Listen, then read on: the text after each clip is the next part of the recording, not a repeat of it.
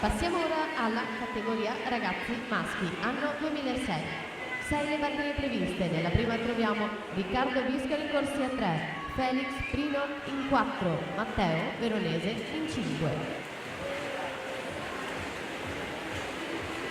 Primato quindi in batteria 58-42 la Marcun, in acqua c'è Sara Flavia Strindberg, il primato l'ha ottenuto in precedenza nei 100 dorso. Davanti Vittoria Gai con 28-20 proprio su Margherita Serafin, 28-99 in seconda corsia.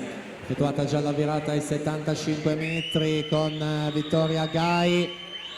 Riferimento quindi l'abbiamo detto 58-42 per la vetta della classifica, 58-76 quindi anche per lei davvero super crono nelle batterie della mattina e si mette lì quindi in seconda posizione alle spalle proprio